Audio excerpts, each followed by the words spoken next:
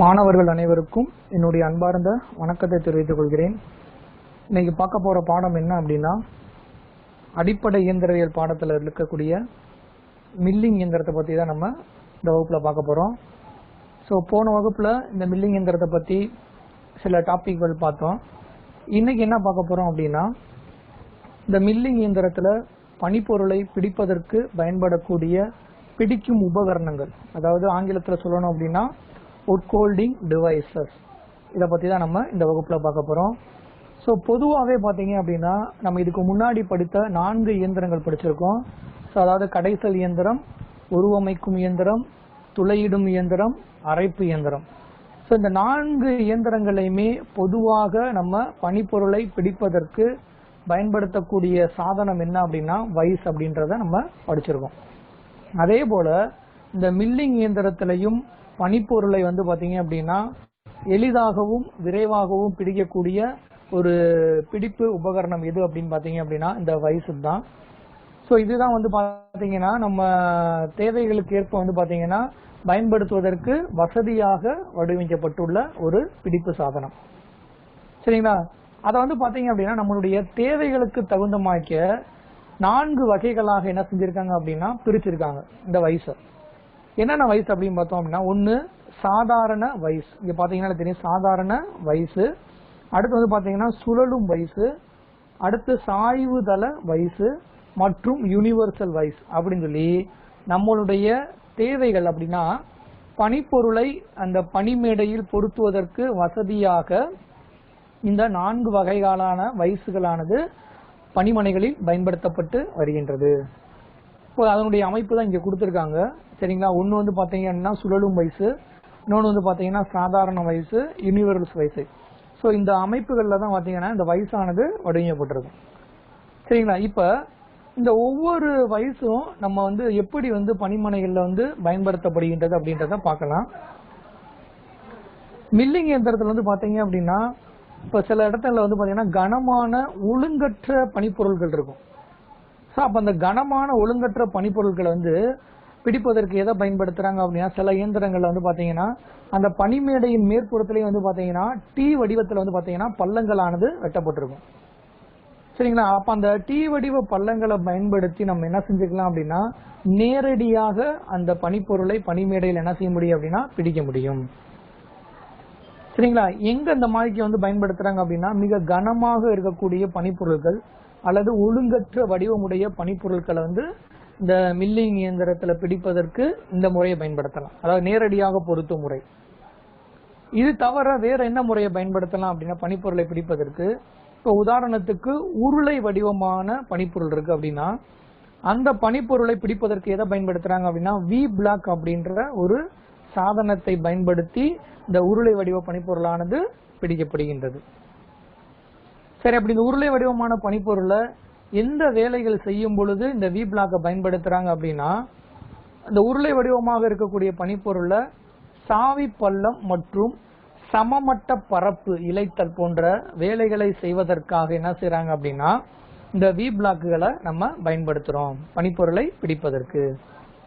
சரிங்களா? இது போக வேற என்ன பயன்படுத்தலாம் அப்படின்னா பனிப்பொருளை பிடிக்க ஆங்கிள் பிளேட் அப்படின்னு ஒரு பிடிப்பு உபகரணம் இருக்கு.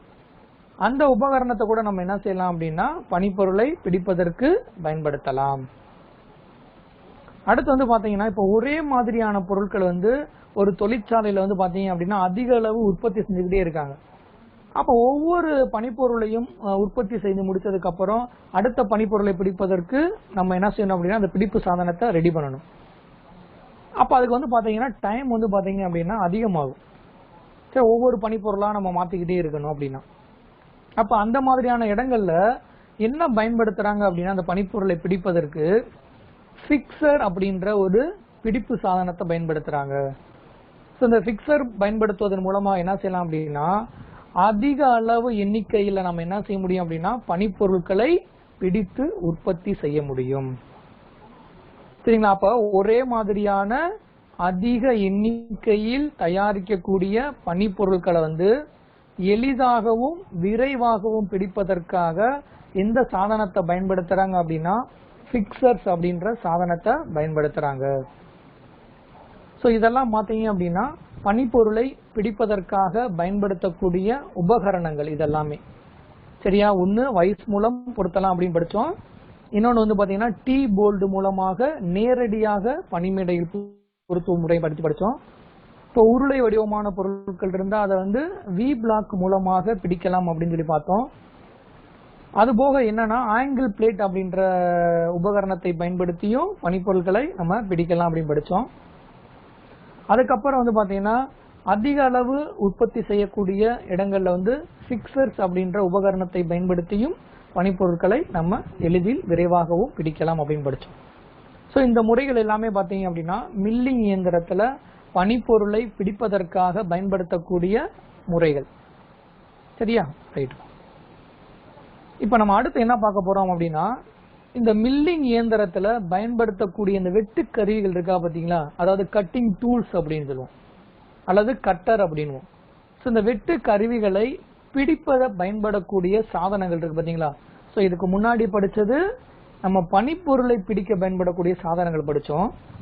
இப்போ என்ன பார்க்க போறோம் அப்படின்னா அந்த மில்லிங் இயந்திரத்தில் பயன்படுத்தக்கூடிய அந்த வெட்டு கருவிகள் இருக்கு பார்த்தீங்களா, அந்த வெட்டு கருவிகளை பிடிக்க பயன்படக்கூடிய சாதனங்கள் என்னென்ன இருக்கு அப்படின்றத நம்ம பார்க்க போறோம்.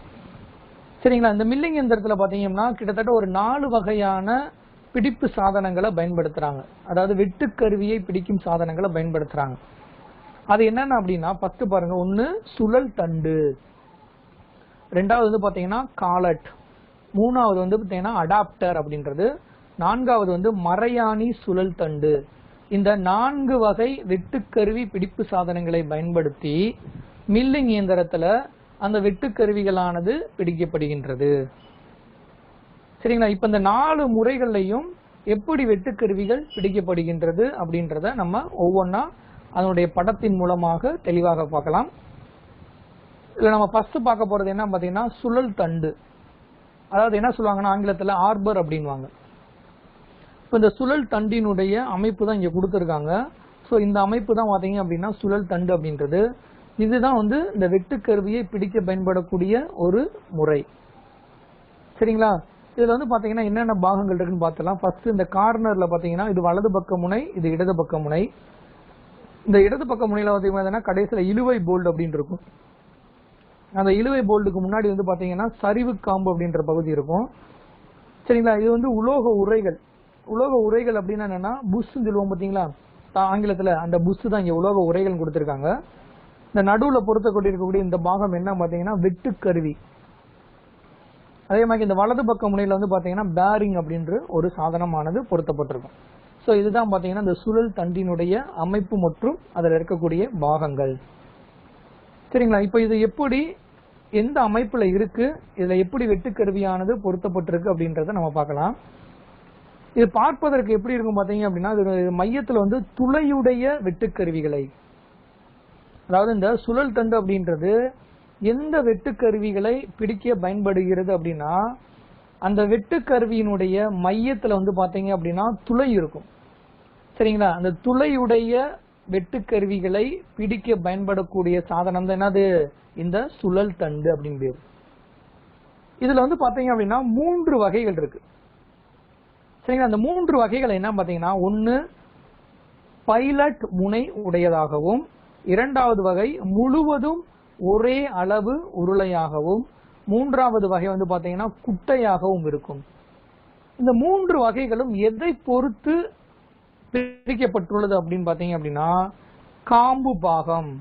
இங்க இருக்கா இந்த சரிவு காம்புன்னு கொடுத்திருக்காங்களா இல்லையா, இந்த காம்பு பாகத்தை அடிப்படையாக வைத்து 3 வகைகளாக இந்த சுழல் தண்டை பிரிச்சிருக்காங்க. ஒன்னு பைலட் முனை உடையதுன்னு சொல்லலாம், ரெண்டாவது முழுவதும் ஒரே அளவுடைய உருளை கொண்டது, மூன்றாவது குட்டையாக உடையது. இந்த 3 வகையான சுழல் தண்டுகளை நம்ம என்ன செய்யலாம்னா மில்லிங் இயந்திரத்துல பொருத்தி நம்ம என்ன செய்ய முடியும்னா வேலையான செய்ய முடியும். சரிங்களா? இப்ப இந்த சுழல் தண்டுல வந்து பாத்தீங்க அப்படின்னா நம்ம ஆல்ரெடி படிச்சிருக்கோம். இந்த சுழல் தண்டினுடைய பின்புறம் சொல்லலாம், அல்லது வந்து இடது பக்க முனை அப்படின்னு சொல்லலாம். இந்த பின்புறத்துல வந்து பாத்தீங்கன்னா ஒரு சரிவு உருளையானது அமைக்கப்பட்டிருக்கும். சரிங்களா? இந்த பின்பக்கத்துல வந்து பாத்தீங்க அப்படின்னா இந்த தெரியுதா, இந்த படத்துல பாத்தீங்கன்னா தெரியும், இதான் அதனுடைய பின்பக்கம். இங்க வந்து பாத்தீங்கன்னா ஒரு சரிவு உருளையானது பாத்தீங்க அப்படின்னா இருக்கும்படி அமைக்கப்பட்டிருக்கும். அதே நேரத்துல இதனுடைய இடதுபுறம் வந்து பாத்தீங்க அப்படின்னா இந்த சரிவு உருளையினுடைய முன்னாடி வந்து பாத்தீங்க அப்படின்னா துளையுடன் கூடிய மறையானது இடப்பட்டிருக்கும். அதாவது துளைக்குள்ள என்ன செஞ்சிருப்பாங்க பாத்தீங்க அப்படின்னா மறையானது போடப்பட்டிருக்கும். சரிங்களா? எங்க அப்படின்னா இந்த இதனுடைய இடது பக்க முனையில. சரிங்களா? இதுல வந்து பாத்தீங்க அப்படின்னா வலது பக்கத்துல வந்து பாத்தீங்க அப்படின்னா இங்க இருக்கும் ஒரு உருளை வடிவ கம்பி. இங்க பாத்தீங்கன்னா தெரியும், என்னுடைய தான் வலது பக்க முனை. இங்க வந்து சின்ன ஒரு உருளை வடிவ கம்பி இருக்கா இல்லையா? சோ இந்த உருளை வடிவ கம்பியில வந்து பாத்தீங்கன்னா சாவி பள்ளமானது என்ன செய்வோம்னா வெட்டப்பட்டிருக்கும். சரிங்களா? இடது பக்க முனையில மறையுடன் கூடிய துளை இருக்கும். இதனுடைய வலது பக்க முனையில இருக்கக்கூடிய இந்த உருளை வடிவ கம்பியில பாத்தீங்க அப்படின்னா என்ன இருக்கும் அப்படின்னா சாவி பள்ளமானது வெட்டப்பட்டிருக்கும். சரிங்களா? இப்ப நம்ம மிஷினுக்கு வருவோம். சுழற்சி அப்படின்ற ஒரு பாகம் இருக்கும், அதாவது ஸ்பிண்டில் சொல்லுவாங்க தமிழ் ஆங்கிலத்துல. இந்த சுழற்சியில வந்து பாத்தீங்கன்னா உள்ளுக்குள்ள ஒரு சரிவு துளையானது என்ன செஞ்சிருப்பாங்கன்னா வெட்டப்பட்டிருக்கும்.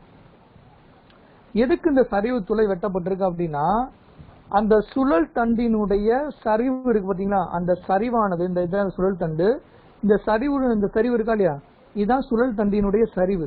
இந்த சரிவும் அந்த சுழற்சியில் இருக்கக்கூடிய சரிவு வந்து பாத்தீங்க அப்படின்னா ஒரே மாதிரி இருக்கும்படி என்ன செஞ்சிருப்பாங்கன்னா பொருத்தப்பட்டிருக்கும். சரிங்களா? அப்படி பொருத்தும் பொழுது இதுக்கு முன்னாடி இருக்கக்கூடிய அந்த இழுவை போல்டுன்னு சொல்லுவோம் பாத்தீங்களா, அந்த மறையிடப்பட்ட பகுதி, அதுக்கு மேல வந்து பாத்தீங்கன்னா ஒரு போல்டு வந்து மாட்டப்பட்டிருக்கும். அந்த போல்டுக்கு பேர் என்னது? இழுவை போல்டு அப்படின்னு பேர். அந்த இழுவை போல்டின் மூலமாக தான் இந்த சுழற்சிக்கா சுழலும் விசையானது கிடைக்கப்படுகின்றது. சரிங்களா? அப்படி சுழற்றும் துண்டுகள் மூலமாக என்ன பாத்தீங்க அப்படின்னா இதுல இருக்கக்கூடிய இந்த சுழற்றும் துண்டுகள் மூலமாக இந்த என்னது வெட்டுக்கருவி, இதில் நடுவில் பொறுத்திருக்கக்கூடிய வெட்டுக்கருவிக்கு என்ன செய்யுது? சுழலும் விசையானது கிடைக்கின்றது. சரிங்களா? இதுல வந்து ஒரு வெட்டுக்கருவியை மட்டும் இப்படி பொறுக்கிற பார்த்தாச்சு. இப்ப ஒரே நேரத்துல அந்த சுழல் தண்டுல நான் ஒன்றுக்கும் மேற்பட்ட வெட்டுக்கருவிகளை நான் பொருத்தணும் அப்படின்னா அப்ப என்ன செய்யணும் அப்படின்னா அந்த சுழல் தண்டு இருக்கு பாத்தீங்களா, அந்த சுழல் தண்டுல வந்து பாத்தீங்கன்னா கம்பினால செய்யப்பட்ட உலோக உரைகள், பாத்தீங்கன்னா இதுதான் உலோக உரைகள் பேரு. சரிங்களா? இதுக்கு பேரு என்னது? உலோக உரைகள், அதாவது புஷ்ன்னு சொல்லுவோம் நம்ம ஆங்கிலத்துல.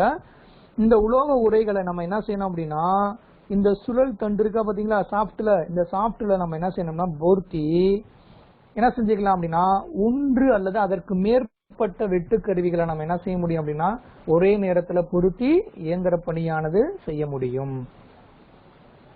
சரிங்களா? இதுதான் வந்து பாத்தீங்கன்னா சுழல் தண்டை பயன்படுத்தி வெட்டுக்கருவியை பிடிக்கும் முறை. இப்ப நம்ம அடுத்து பார்க்கக்கூடியது என்ன பாத்தீங்கன்னா காலட். சரி, இந்த காலட்டை பயன்படுத்தி வெட்டுக்கருவியானது எப்படி பிடிக்கப்படுகின்றது அப்படின்றத பார்க்கலாம். சரி, இந்த சுழல் தண்டு வந்து எப்படி பிடிக்கப்படுகின்றது பார்த்தோம். இப்ப இந்த காலட் அப்படின்றது எந்த மாதிரியான சிச்சுவேஷன்ல இந்த காலட்டை பயன்படுத்துவாங்க அப்படின்னா வெட்டுக்கருவியை பிடிப்பதற்கு அந்த சுழற்றின் படிச்சோமா இல்லையா, ஸ்பிண்டில், அந்த சுழற்றில இருக்கக்கூடிய சரிவு துளையை விட சிறிய அளவுடைய சுழல் தண்டு மற்றும் சிறிய காம்பு கொண்ட மில்லிங் வெட்டுக்கருவிகளை, அதாவது சுழற்றில வந்து பாத்தீங்கன்னா துளை வந்து பெருசா இருக்கும். நம்ம பயன்படுத்தக்கூடிய வெட்டுக்கருவியினுடைய துளையோ அல்லது காம்பு பகுதியோ சிறியதாக இருந்துச்சு அப்படின்னா அதுல என்ன செய்ய முடியாது, நம்மளால பொருத்த முடியாது. அப்ப அந்த மாதிரி நேரங்கள்ல வெட்டுக்கருவியை பிடிப்பதற்கு பயன்படுத்தக்கூடிய சாதனம் தான் என்னது? இந்த காலட் அப்படின்ற சாதனம். அதான் இங்க கொடுத்திருக்காங்க. சுழற்றியின் சரிவு துளையை காட்டிலும் சிறிய அளவுடைய சுழல் தண்டு மற்றும் சிறிய காம்பு கொண்ட மில்லிங் வெட்டுக்கருவியை பிடிக்க பயன்படக்கூடிய சாதனம் தான் என்னது? காலட் சாதனம் அப்படின்றாங்க. இதுக்கும் அந்த சுழலும் விசையானது எதன் மூலமாக கிடைக்கிறது அப்படின்னா இதனுடைய பின்பகுதியில் பொருத்தப்பட்டுள்ள இந்த மறையிடப்பட்ட பகுதி இருக்கா இல்லையா, இந்த மறையிடப்பட்ட பகுதிக்கு பேரு தான் என்னது? இழுவை போல்டு அப்படின்னு பேரு. இந்த இழுவை போல்டு மூலமாக தான் சுழற்றிலிருந்து சுழலும் விசையானது எதுக்கு? இந்த வெட்டுக்கருவிக்கு கிடைக்கின்றது. சோ இதன் மூலமாக வெட்டுக்கருவியானது என்ன செய்யும் பாத்தீங்க அப்படின்னா இந்த காலட் அப்படின்ற சாதனத்தின் மூலமாக பிடிக்கப்படுகின்றது. சரிங்களா? மெயின் கான்செப்ட் மட்டும் ஞாபகம் வச்சுக்கோங்க. சுழற்றியினுடைய துளையை விட சிறிய அளவாக இருக்கக்கூடிய வெட்டுக்கருவியையோ அல்லது சுழல் தண்டையோ பிடிக்க இந்த காலட் வந்து பயன்படுகின்றது. அவ்வளவுதான். சரிங்களா? ஸோ இதுதான் அதனுடைய வரைபடம், நேர்கோட்டு வரைபடம். இது அதனுடைய முப்பரிமாண தோற்றம் இப்படிதான் இருக்கும். சரிங்களா? ரைட். இப்போ அடுத்து பார்க்கக்கூடிய முறை என்ன பார்த்தீங்கன்னா அடாப்டர். சரிங்களா? இதான் வந்து பார்த்தீங்கன்னா இந்த அடாப்டரினுடைய முப்பரிமாண தோற்றம் இப்படிதான் இருக்கும். நம்ம டைரக்டா நம்ம இயந்திரத்தில் பொருத்தும் பொழுது இதே இதை நம்ம நேர்கோட்டு வரைபடத்தில் வரைஞ்சோம் அப்படின்னா இந்த மாதிரி இருக்கும். சரிங்களா? இப்போ இதில் வந்து பார்த்தீங்க அப்படின்னா அடாப்டரினுடைய பின்பக்கத்தில் வந்து பார்த்தீங்க அப்படின்னா சரிவு காம்பு ஒன்று இருக்கும். இதான் அந்த சரிவு காம்பு அப்படின்ற பகுதி. சரிங்களா? இதே இது சுழற்றில வந்து பார்த்தீங்கன்னா அந்த சரிவு துளை ஒன்று இருக்கும் பார்த்தீங்களா? அந்த சரிவு துளையில வந்து பார்த்தீங்கன்னா மோரிஸ் சரிவு அல்லது நேரான துளை கொண்டதாக இருக்கும். சரிங்களா? அதாவது இந்த சுழற்றில் இருக்கக்கூடிய சரிவு வந்து மோரிஸ் சரிவாகவோ அல்லது நேரான துளை கொண்ட சரிவாகவோ இருக்கும் பொழுது வெட்டு கருவியை பிடிப்பதற்கு எது பயன்படுது அப்படின்னா இந்த அடாப்டர் அப்படின்ற கருவியானது பயன்படுகின்றது. சரிங்களா? இதுதான் வந்து பாத்தீங்கன்னா அடாப்டர். அடுத்து மரையாணி சுழல் தண்டு, ஆங்கிலத்தில் என்ன சொல்லுவாங்க அப்படின்னா ஸ்க்ரூடு ஆர்பர் அப்படின்வாங்க. அதாவது இந்த மரையாணி சுழல் தண்டு மூலமாக வெட்டுக்கருவி எப்படி பிடிக்கப்படுகின்றது அப்படின்றத பார்க்கலாம்.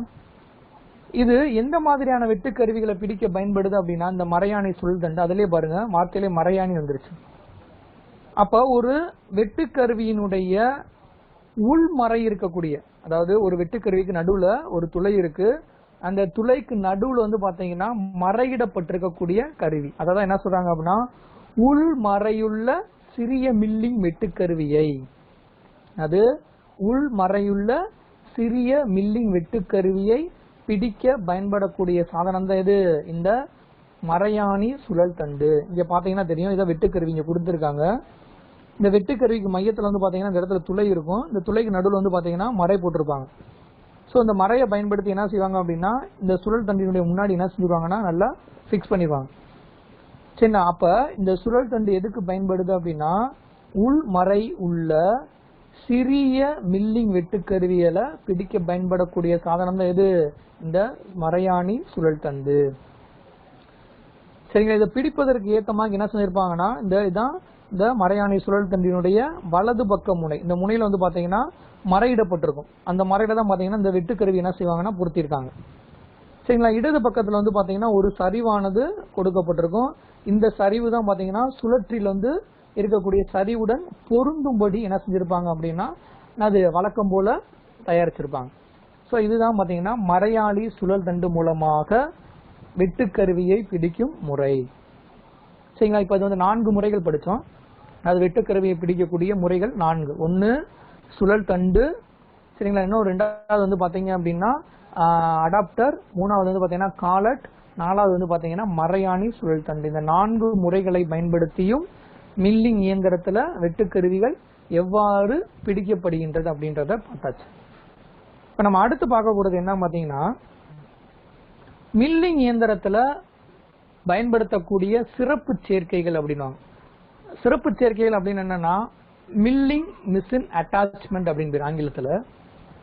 அதாவது இந்த சிறப்பு சேர்க்கைகள் எதுக்கு நம்ம மில்லிங் இயந்திரத்துல பயன்படுத்துறோம் அப்படின்னா ஆல்ரெடி நம்ம படிச்சிருக்கோம், இந்த மில்லிங் இயந்திரத்துல பல்வேறு வகையான வேலைகளை நம்ம செய்யலாம் அப்படின்னு சொல்லி படிச்சோம். சரிங்களா? அப்ப மற்ற இயந்திரத்துல செய்யக்கூடிய வேலைகளை கூட நம்ம என்ன செய்யலாம் அப்படின்னா இந்த மில்லிங் இயந்திரத்தை பயன்படுத்தி செய்யலாம். இந்த மில்லிங் இயந்திரம் மட்டும் இருந்தா போதும், மற்ற இயந்திரங்கள் எதுவுமே நம்மளுக்கு தேவை இல்லை. ஏன்னா அந்த இயந்திரங்களை செய்யக்கூடிய வேலைகளையும் நம்ம எதுல செய்யலாம், இந்த மில்லிங் இயந்திரத்துல நம்ம செய்ய முடியும். சரிங்களா? அப்படி செய்வதனால நம்மளுக்கு வந்து பாத்தீங்கன்னா முதலீடு வந்து குறைவா இருக்கும். ஏன் அப்படின்னா ஒரு 10 இயந்திரம் வாங்குற இடத்துல ஒரே ஒரு இயந்திரத்தை வச்சு என்ன செஞ்சுக்கலாம் அப்படின்னா அந்த 10 இயந்திரத்துல செய்யக்கூடிய வேலைகளையும் நம்ம என்ன செய்ய முடியும், இந்த மில்லிங் இயந்திரத்துல செய்ய முடியும். சோ அதனால நம்ம இன்வெஸ்ட் பண்ணக்கூடிய முதலீடு வந்து பாத்தீங்கன்னா இதுக்கு குறைவா இருக்கும். சரிங்களா? இந்த சிறப்பு சேர்க்கைகள் அப்ப பல்வேறு வகையான வேலைகளை செய்யறதற்கு பயன்படுத்தக்கூடிய ஒரு சாதனத்தை தான் என்ன சொல்றாங்க அப்படின்னா சிறப்பு சேர்க்கைகள் அப்படின்றாங்க. அதாவது அட்டாச்மெண்ட், ஸ்பெஷல் அட்டாச்மெண்ட் அப்படின்றோம். அப்படி இந்த மில்லிங் மிஷினுக்காக வாங்கக்கூடிய இந்த சிறப்பு சேர்க்கைகளை இந்த இயந்திரத்துல மட்டும்தான் பயன்படுத்த முடியுமா அப்படின்னா கிடையாது. இதுக்கு வாங்கின மில்லியது அந்த அட்டாச்மெண்ட்டுகளை நம்ம என்ன செய்யலாம் அப்படின்னா மற்ற இயந்திரங்களையும் பொறுத்து என்ன செஞ்சுக்க முடியும், வேலைகளை செய்ய முடியும். சரிங்களா? அப்படி பயன்படுத்தக்கூடிய ஒரு சாதனத்தை தான் நம்ம என்ன சொல்றோம் அப்படின்னா சிறப்பு சேர்க்கைகள் அப்படின்றோம்.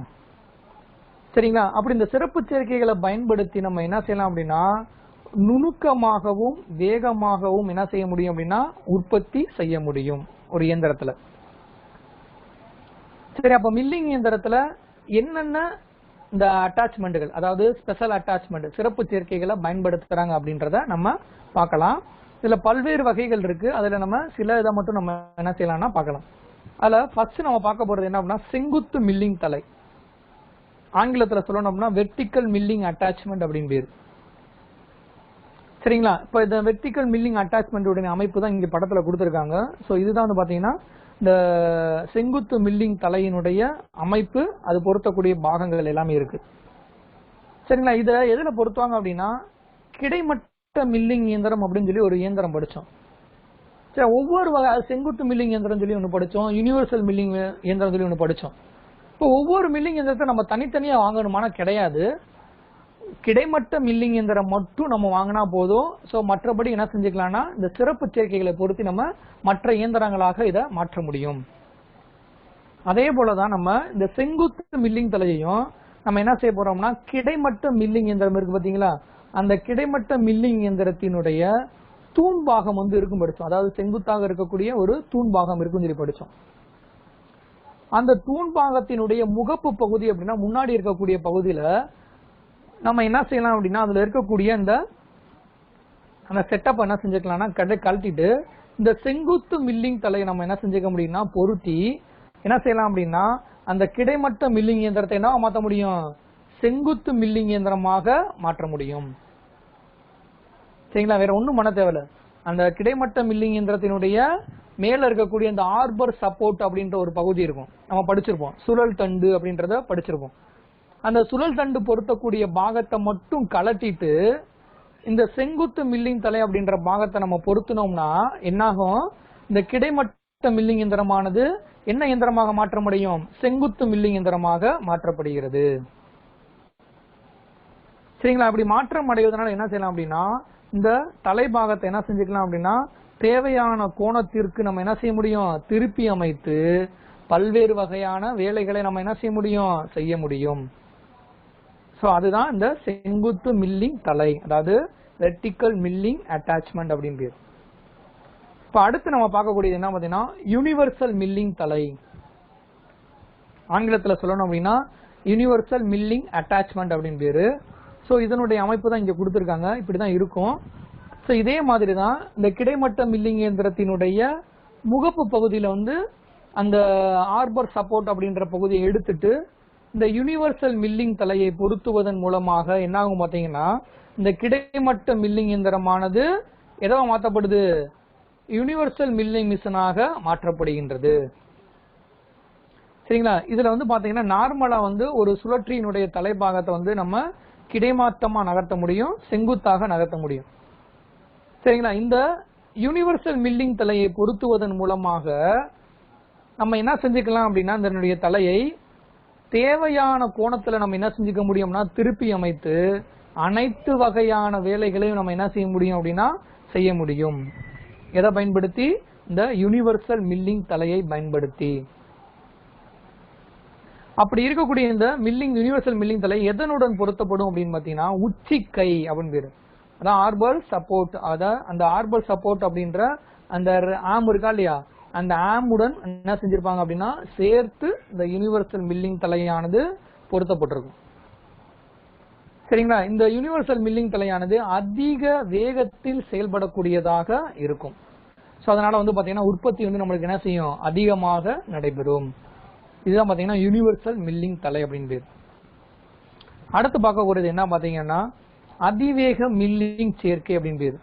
அதாவது ஆங்கிலத்துல சொல்லுவாங்க ஹை ஸ்பீட் மில்லிங் அட்டாச்மெண்ட் அப்படின்னு பேர். பொதுவா நம்ம பயன்படுத்தக்கூடிய மில்லிங் இயந்திரங்கள்ல ஸ்பீடு வந்து எந்த அளவுக்கு இருக்கும் அப்படின்னு பாத்தீங்க அப்படின்னா 4 முதல் 6 மடங்கு வரை தான் நம்ம மில்லிங் இயந்திரங்கள்ல பயன்படுத்தக்கூடிய வேகங்கள் இருக்கும். சரிங்களா? அதை விட அதிகரிக்க செய்ய பயன்படக்கூடிய முறை தான் இந்த ஹை ஸ்பீட் மில்லிங் அட்டாச்மெண்ட் அப்படின்ற முறை. சரிங்களா? சோ பொதுவா வந்து 4 முதல் 6 மடங்கு தான் இருக்கும். அந்த வேகங்களை வந்து நம்ம அதிகரிக்கணும் அப்படின்னா ஸோ அங்க என்ன பயன்படுத்தலாம் அப்படின்னா இந்த ஹை ஸ்பீட் மில்லிங் அட்டாச்மெண்ட் முறையை பயன்படுத்தி அதனுடைய வேகங்களை நம்ம என்ன செய்ய முடியும், அதிகரிக்க முடியும். அப்படி இந்த வேகங்களை அதிகரிப்பதன் மூலமாக இங்க எந்த மாதிரியான வெட்டுக்கருவிகளை பயன்படுத்தணும் அப்படின்னா மிக சிறிய மில்லிங் வெட்டுக்கருவிகளை தான் என்ன செய்யணும் அப்படின்னா பயன்படுத்த வேண்டும். அப்படி பயன்படுத்தி துல்லியமான வெட்டும் வேகத்துடன் நம்ம என்ன செய்ய முடியும் அப்படின்னா இயந்திர பணியானது செய்ய முடியும்.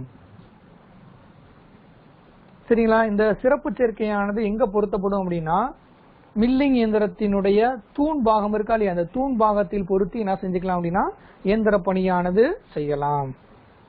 சரிங்களா? ரைட். அடுத்து பார்க்கக்கூடிய முறை என்ன அப்படின்னா நேர்பள்ளம் செதுக்கும் தலை. நேர்பள்ளம் அப்படின்னா ஸ்லாட்டிங் அட்டாச்மெண்ட் அப்படின்னு பேரு. சரிங்களா? நேர்பள்ளம் செதுக்கும் தலை. சரிங்களா? இது வந்து பாத்தீங்க அப்படின்னா நம்ம ஆல்ரெடி மில்லிங் இயந்திரத்துல வந்து பாத்தீங்கன்னா சுழற்றினுடைய வேகம் வந்து பாத்தீங்கன்னா சுழலும்படி நம்மளுக்கு வந்து இருக்கும். சரிங்களா? அப்படி சுழலும்படி இருக்கக்கூடிய அந்த இயக்கத்தை கிராங்க் அப்படின்ற ஒரு பாகத்தின் மூலமாக நேர்கோட்டில் நகரும் விசையாக மாற்றக்கூடிய ஒரு சாதனத்தை தான் நம்ம என்ன சொல்றோம் அப்படின்னா இந்த நேர்பள்ளம் செதுக்கும் தலை அப்படின்றோம். சரிங்களா? அதாவது என்ன சொல்லணும் அப்படின்னா நார்மலா நம்ம மில்லிங் இயந்திரத்துல வெட்டுக்கருவியை வந்து சுழலும்படி தான் நம்ம பொறுத்திருப்போம். ஆனா இந்த நேர்பள்ளம் செதுக்கும் தலையில மட்டும் என்ன செய்வாங்க அப்படின்னா அந்த சுழற்றியினுடைய சுழலும் விசை என்ன செய்வாங்க அப்படின்னா கிராங்க் அப்படின்ற ஒரு பாகத்தின் மூலமாக என்ன செய்வாங்க அப்படின்னா நேர்கோட்டில் நகரும் விசையாக மாற்றி கொடுப்பாங்க. ஏன்னா இதுக்கு பேர் என்னது, நேர்பள்ளம் செதுக்கும் முறை தான். அப்ப என்ன செய்யணும், நேரடியாக நகற்றுவதற்காக என்ன பயன்படுத்துறாங்கன்னா அந்த சுழலும் விசையை நேர்கோட்டில் நகரும் விசையாக மாற்றுவதற்கு எதை பயன்படுத்துறாங்க, கிராங்க் அப்படின்ற பாகத்தை பயன்படுத்தி மாற்றாங்க. அந்த அமைப்பை தான் என்ன சொல்றோம் நம்ம நேர்பள்ளம் செதுக்கும் தலை அப்படின்றோம். சரிங்களா? சோ இந்த மில்லிங் இயந்திரத்தை பயன்படுத்தி நம்ம என்ன செய்யலாம் அப்படின்னா நேர்பள்ளம் செதுக்கும் இயந்திரமாக மாற்றப்படுகிறது. சரி, இந்த சேர்க்கையை வந்து நம்ம எதுல பொருத்தணும் இந்த அட்டாச்மெண்ட் அப்படின்னு பாத்தீங்க அப்படின்னா நம்ம மில்லிங் இயந்திரத்தில் இருக்கக்கூடிய தூண் பாகம் இருக்கு பாத்தீங்கன்னா அந்த தூண் பாகத்தினுடைய மேல் பகுதியில பொருத்தி என்ன செய்வாங்க அப்படின்னா இதனுடைய அடிபாகத்துல வந்து பாத்தீங்கன்னா உள்ள திமிசு அப்படின்ற ஒரு பாகம் இருக்கும். அந்த திமிசின் மூலமா என்ன செய்வாங்க அப்படின்னு பாத்தீங்க அப்படின்னா வெட்டுளி பொருத்தப்பட்டு என்னது செங்குத்தாக நகர்ந்து இயந்திர பணியானது செய்யும்படி என்ன செஞ்சிருப்பாங்கன்னா அமைக்கப்பட்டிருக்கும்.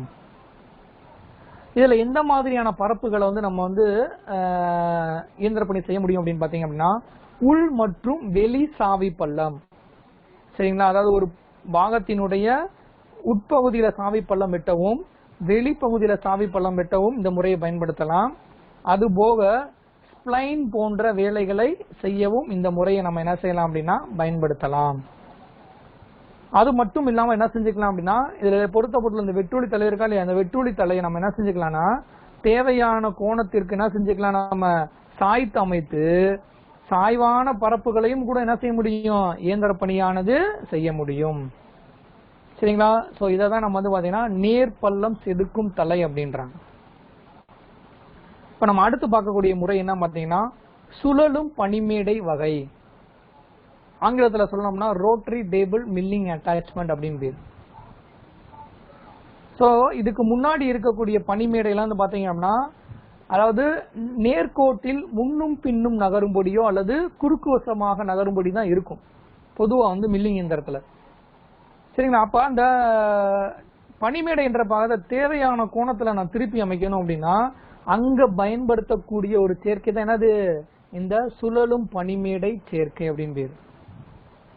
இந்த சேர்க்கையை வந்து நம்ம பனிமேடையில பொருத்துவதன் மூலமாக என்ன செய்யலாம் அப்படின்னா ஒரு பனிப்பொருளை நீல வாக்கிலையும் நகர்த்தலாம், குறுக்கு வசத்திலையும் நகர்த்தலாம், செங்குத்து வசத்தையும் நகர்த்துவதோடு என்ன செஞ்சுக்கலாம்னா தேவையான கோணத்திற்கும் நம்ம என்ன செஞ்சுக்கலாம்னா சுழலும்படி மாற்றி அமைக்க முடியும். இங்க பாத்தீங்கன்னா தெரியும் இது எப்படி பொருத்திருப்பாங்கன்னா வட்ட வடிவத்துல இருக்கும்.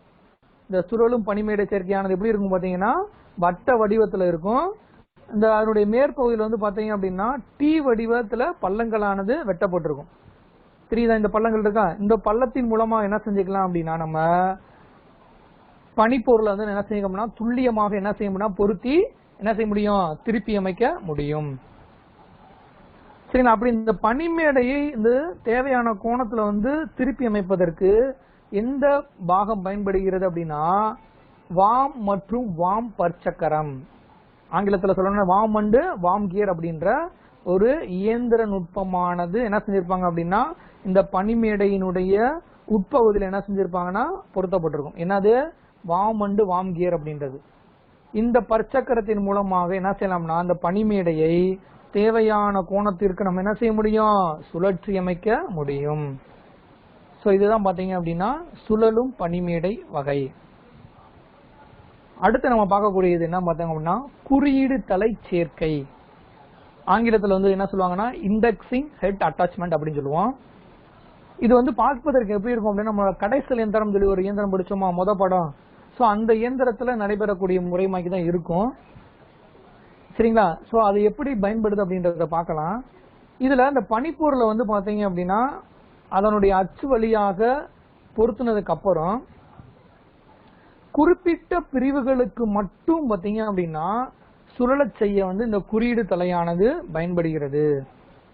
அதாவது குறிப்பிட்ட பிரிவுகளுக்கு மட்டும், அதாவது இந்த பிரிவுகள் மட்டும் நம்மளுக்கு சுழன்றால் போதும் அப்படின்றத நம்ம என்ன செஞ்சுக்கலாம். இங்க பொருத்திருக்காங்க பாத்தீங்களா, இதுதான் பாத்தீங்கன்னா குறியீட்டு தலை அப்படின்னு பேரு.